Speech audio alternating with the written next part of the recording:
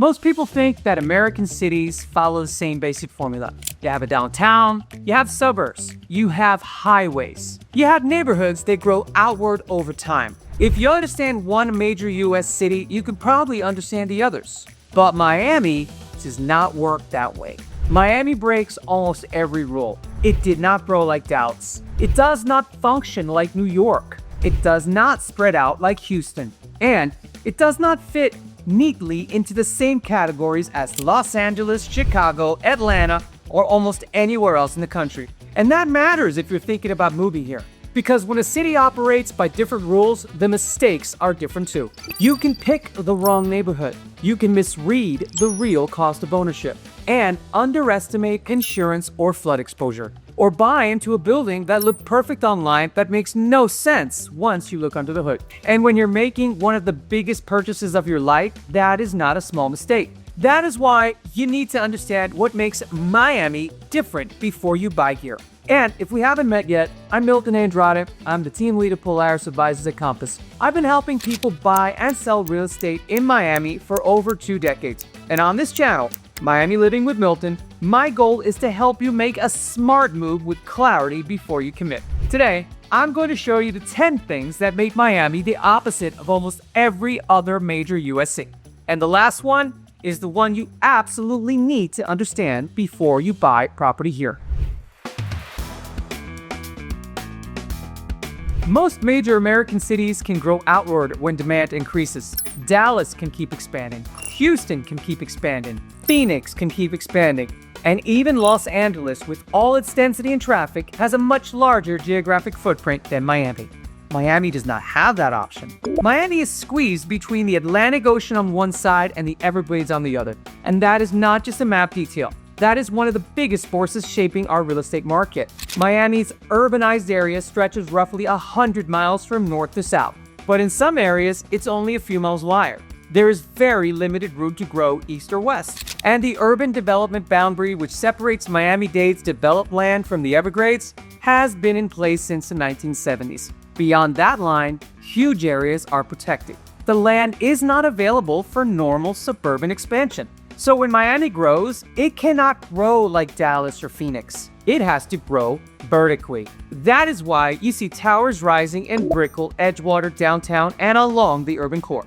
That is not just a style choice. It is geography. And for buyers, this is one of the most important things to understand. Land scarcity in Miami is not a marketing slogan. It is a physical constraint. You have ocean on one side, you have the Everglades on the other. And in between, you have limited land, global demand, and a city that keeps reinventing itself upwards. This is one reason Miami real estate behaves differently over time. But that is just the beginning. Every major American city has a founding story. But Miami's founding story is unlike any of them. Miami is the only major American city founded by a woman. Her name was Julia Tuttle. She was a businesswoman who owned land on the north bank of the Miami River. And in the late 1800s, she believed this area could become a major city. The problem was that Henry Flagler's railroad stopped much farther north. And without the railroad, Miami had almost no chance of becoming what she believed it could become. Then, during the Great Freeze of 1894 and 1895, much of Florida's citrus industry was devastated. But Miami was spared. Julia Tuttle sent Henry Flagler fresh orange blossoms from her property to prove that the area had avoided the freeze. That gesture changed the future of the city. Flagler extended the railroad south. And in 1896, Miami was officially incorporated. Today, more than 100,000 people cross the Julia Tuttle Causeway every day. And most of them have no idea who she was. But her story matters. Because Miami was not founded as an old colonial city. It was not built around a military fort like St. Augustine. It was not created by a massive industrial company. It was built because one woman saw what this place could become before almost anyone else did. That entrepreneurial spirit still defines Miami. The city has always attracted people willing to bet on the future. And in many ways, that is still the Miami story today. In New York, they built underground. In Chicago, they built underground. In Boston, they built underground. But in Miami, we don't really do that. And the reason is simple. Water. Beneath Miami is the Biscayne Aquifer. It is a shallow, highly porous limestone aquifer that sits close to the surface. In many areas, if you dig 15 or 20 feet down, you hit water. It changes everything. It changes construction, it changes transit, it changes parking, it changes infrastructure.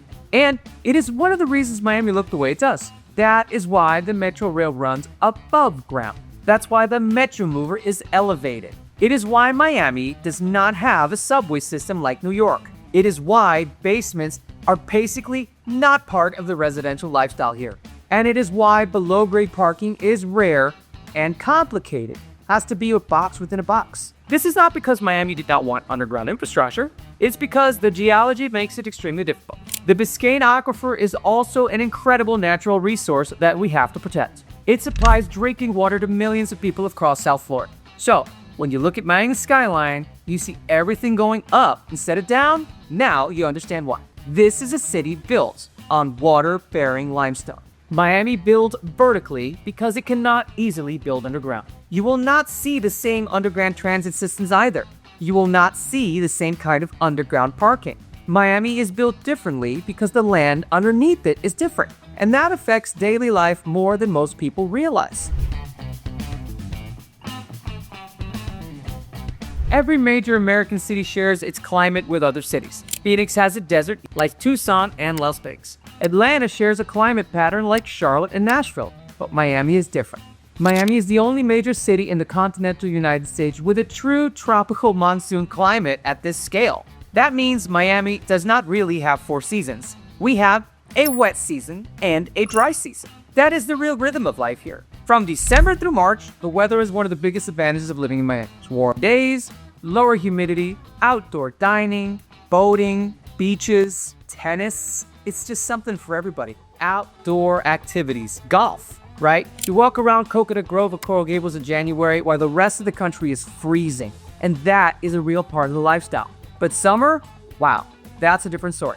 Miami summers are not just hot, they are wet. The rain pattern in July, August, and September can surprise people who are new here. It can be sunny at noon and pouring rain by 2 p.m. That's not unusual.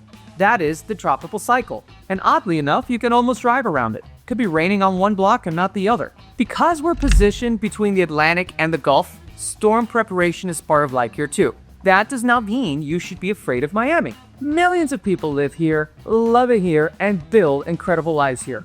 But it does mean you need to understand insurance, flood zone elevation, and property condition before buying. In Miami, climate is not just a lifestyle feature. It is part of the ownership equation. And that is one of the things that makes this city so different from almost every other place in America.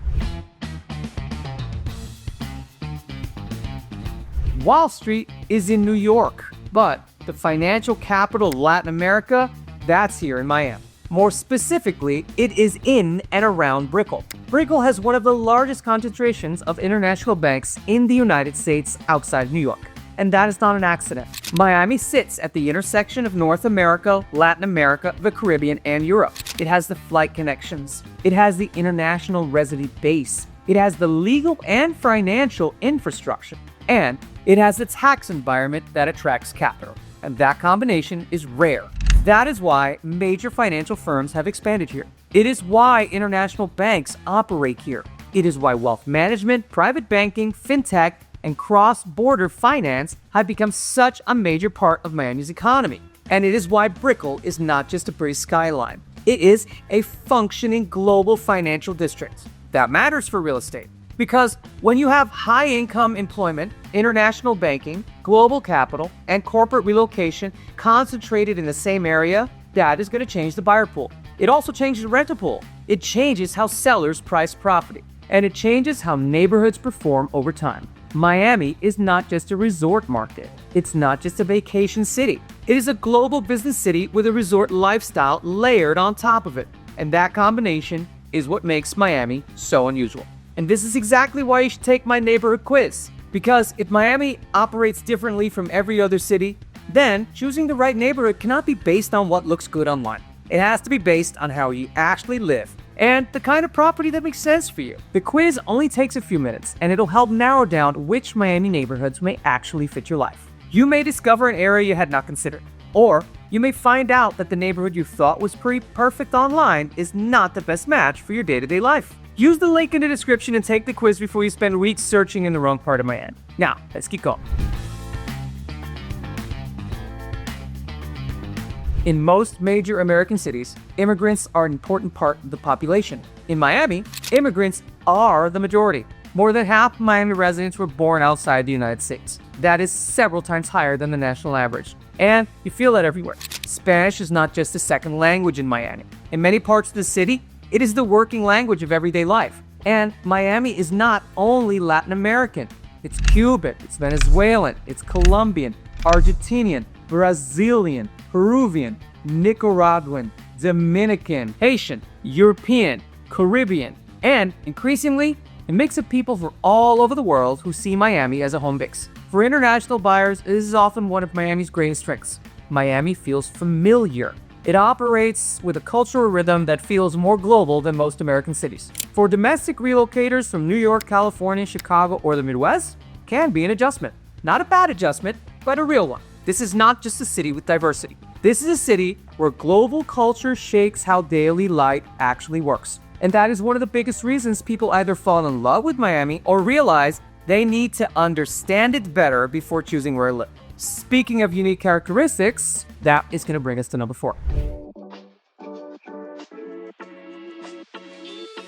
Miami is not just a destination. It is one of the most important gateway cities in the world.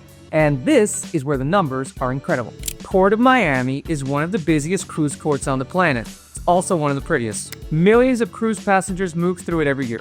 And at the same time, Miami International Airport is one of the most important cargo airports in the world, especially for trade with Latin America and the Caribbean. That combination is extremely rare. Most cities are known for one thing. Port of Miami connects the city to the cruise industry, tourism, and the Caribbean. Miami International Airport connects the city to global business, cargo trade, family travel, and international relocation. And for people who live here, that connectivity matters. If you have family in Latin America, Miami is one of the easiest cities in the United States to live in. And if you do business across countries, Miami makes that easier. If you travel often, Miami gives you direct access to cities that would be much harder to reach from most other U.S. metros. For many of my clients, especially those with ties to Latin America or Europe, that connectivity is not just convenient, it's one of the main reasons they choose Miami. This city is a bridge. It's a bridge between North America and South America, between the U.S. and the Caribbean, between lifestyle and business, between tourism and global trade. And there is no other city in America that combines those roles at the scale. But it gets even more interesting. People move to Miami for the lifestyle, but many stay and build wealth here because of the financial structure. Now, I want to be clear, this is not tax advice. For anything specific to your situation, you should speak with a licensed tax professional. But the structure itself is important to understand. Florida has no state income tax, and that alone makes it very different from states like New York, California, New Jersey, Illinois, or Massachusetts. For high-income earners, business owners, investors, and retirees, that can be a major factor. And in Florida, the no-income state tax structure is not just a temporary policy.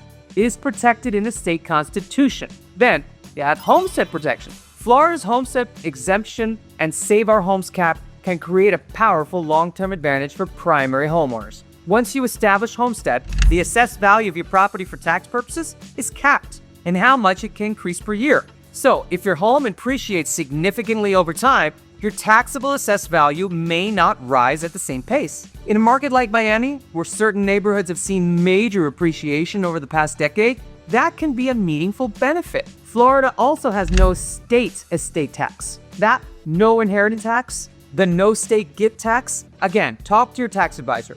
But at a structure, this is one of the reasons Miami attracts buyers making long-term wealth, estate, and lifestyle decisions. This is part of the Miami equation. It's not just beaches, it's not just weather, it's not just restaurants and nightlife. Those things are great. For many people, Miami is a lifestyle decision and a financial decision at the same time. And this is one reason demand here does not behave like demand in a typical American city. In most American cities, real estate runs on financing. Buyer finds a home, they get a mortgage, they compete with other buyers who are also getting mortgages. And that is a normal rhythm. But Miami is different. Here, cash is king. It plays a much bigger role. In some parts of the market, especially luxury condos, cash is not unusual. It's the norm. A large percentage of Miami condo sales close all cash. And at a luxury level, the cash percentage can be extremely high. I'm talking like 50% or more. This changes the entire competitive environment. If you're a financed buyer coming from another market, this can be surprising. You may have a strong pre-approval, you may have excellent income, and you may be extremely qualified. But if you're competing against a buyer who can close with cash, no contingencies or fewer contingencies, there's much less financing risk, and the seller is going to see that differently. That does not mean finance buyers cannot win in Miami. They absolutely can, but they need the right strategy, the right terms, the right lender, a local lender, the right building, and the right understanding of where cash competition is strongest. And for sellers, this matters too. Because your real buyer pool may not look like the buyer pool in a normal US market. In certain segments, you may be marketing to international buyers, cash buyers, investors, relocation buyers, and that affects pricing. And it affects how you position the property. This is one of the clearest examples of how Miami operates differently. In many US cities, interest rates control the market more directly. In Miami, especially at the higher end, cash and international capital can soften that relationship. That is why you cannot fully understand Miami by looking at national headlines. The local buyer pool is different. And if you do not understand, you can misread the market very quickly. Now, by now, you can probably see why Miami requires a different kind of strategy. Geology is different, the tax structure is different, the buyer pool is different. And the way the real estate is bought and sold here can completely be different from the market you're coming from. So, if you're thinking about relocating Miami and you want a clear numbers first breakdown of what actually makes sense for your situation, call or text me directly at 954-629-9952. You could also use the link in the description to schedule a call with me directly. We could walk through your budget, your timeline, your lifestyle, and figure out which neighborhoods and property types actually make sense before you commit. Now, let's talk about the number one thing that makes Miami truly one of a kind. Every feature in this video helps explain why Miami is extraordinary. But this is one of the most important to understand before you buy here. Miami is built on porous limestone barely above sea level. That is not a metaphor. That is a physical reality of the city. Most of Miami sits only a few feet above sea level, and beneath the surface is a porous limestone connected to the Biscayne Aquifer. That means water does not only come from above during storms. In some areas, water can also push up from below, and that is what makes Miami different from many other coastal cities. In some places, you can build seawalls and block water from the edge. In Miami, because of limestone, water can come through the ground itself, and that affects drainage. It affects flood risk. It affects foundations. It affects infrastructure, and it affects insurance. And it affects how we evaluate property. This is not a reason to avoid Miami. It's a reason to understand Miami. There's a big difference. Millions of people live here. They build wealth here. They raise families here and love this city. I live in a central location, and I am 20 feet above sea level. I had to dig 45 feet down to get to a well. There are locations that are further away. But if you have a yacht, you want to live on the water's right there. So if you're buying a property in Miami, you need to look under the hood. You need to know the flood zones. You need to understand the elevation. You need to review the insurance. You need to look at the building condition. You need to understand reserves and assessments if you're buying a condo. I can't even stress how important that is. You need to know whether the property has the right mitigation, right maintenance history, and the right long-term cost structure. Not every property carries the same exposure. Not every building has the same risk. Not every neighborhood should be evaluated the same way. And that is why local knowledge matters so much here. A property can look beautiful online and still have issues that completely change the numbers. Another property may look ordinary at first, but have the right elevation, the right updates, the right building financials, and the right long-term fundamentals. My job is to help you see the difference before you make the decision. Because in Miami, the listing page is never the full story. So when people ask me why Miami is unlike every other US city, this is my answer. Miami is squeezed between the ocean and the Everglades. It was founded by a woman who saw the future before anyone else did. It can't build underground like other cities. It has a tropical climate unlike any other mainland city. It is the financial capital of Latin America. It is a majority foreign-born. It is global cruise, cargo, and air travel gateway. It sits inside one of the most favorable tax structures in the country. It has one of the strongest cash fire markets in America. And it's built on limestone barely above sea level. Those are not small differences. They shape what you pay, how you compete, where you live, what you insure, how you commute, and what your property may be worth over time. The buyers who understand these things before they move here make better decisions than the ones who discover them after closing. So, here's the next step. Take my Miami neighborhood quiz using the link in the description. It only takes a few minutes, and it'll help you narrow down which areas may actually fit your lifestyle, your budget, and your goals. And you may be surprised by the result. The neighborhood that looks perfect online may not be the best fit, and the area you had not considered may be exactly where your search should start. If you want a more specific plan after that, reach out directly. Use the link in the description to schedule a call with me. I'm Milton Andrade with Polaris Advisory Compass, and I'll see you in the next video.